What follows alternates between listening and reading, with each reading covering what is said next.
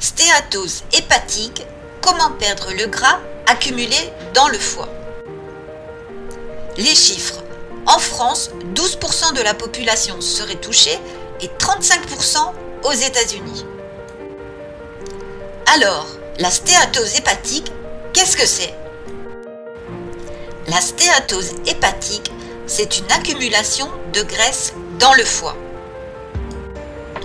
La stéatose hépatique évolue dans le temps et se transforme en stéatohépatite qui peut être de type non alcoolique, qu'on appelle également la NASH, ou de type alcoolique, si vous consommez régulièrement de l'alcool.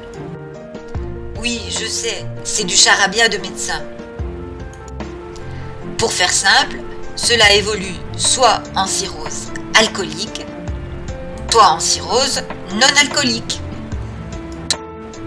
La stéatose hépatique, c'est la maladie du soda, de l'excès de sucre,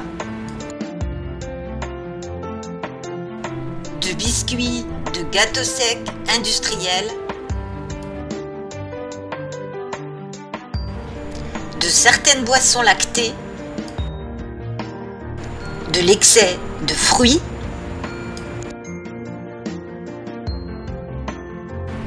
mais aussi à cause de l'alcool.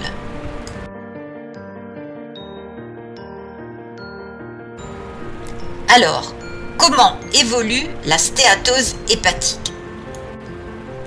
Au départ, on a la stéatose hépatique qui est juste un excès de graisse dans le foie.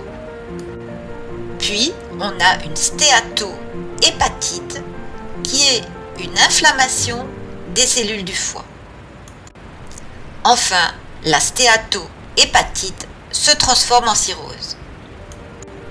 On a donc deux types de cirrhose, la cirrhose non alcoolique et la cirrhose alcoolique. On peut donc avoir une cirrhose du foie sans avoir jamais bu d'alcool. Le diabète et l'obésité sont deux causes importantes de stéatose hépatique. La stéatose hépatique est une maladie silencieuse, comme le diabète. La personne qui en est atteinte ne sent absolument rien, sauf peut-être une sensation de pesanteur dans la région du foie. La stéatose hépatique va être découverte lors d'un contrôle de routine. Les enzymes hépatiques gamma-GT, SGPT et SGOT sont légèrement élevées.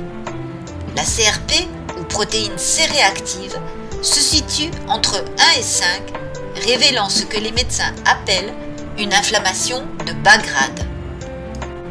Enfin, la ferritine, la protéine qui transporte le fer dans le sang, est elle aussi anormalement élevée.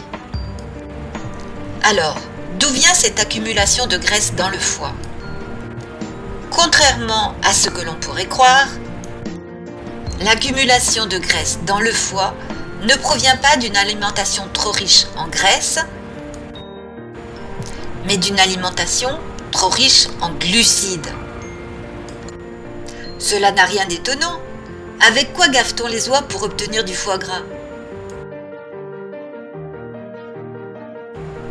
Pas avec du fromage ou des saucisses, mais avec du maïs, aliment très riche en glucides, rapidement assimilables. Alors, comment faire baisser le taux de graisse dans le foie? Ce qu'il faut faire rapidement, c'est baisser la quantité de glucides et de sucre dans l'alimentation. Mais pas n'importe comment. Le régime classique, hypocalorique et pauvre en graisse, donne de faibles résultats. Alors, que faire? Il faut utiliser la bonne stratégie. Sinon, vous aurez tout le temps faim. Vous serez fatigué et vous serez irritable. La stratégie la plus efficace est d'entraîner votre corps à brûler ses réserves de graisse en le transformant en véritable machine à brûler du gras. Et si vous voulez transformer votre corps en machine à brûler du gras, vous devez l'approvisionner principalement avec du gras, pas avec des glucides.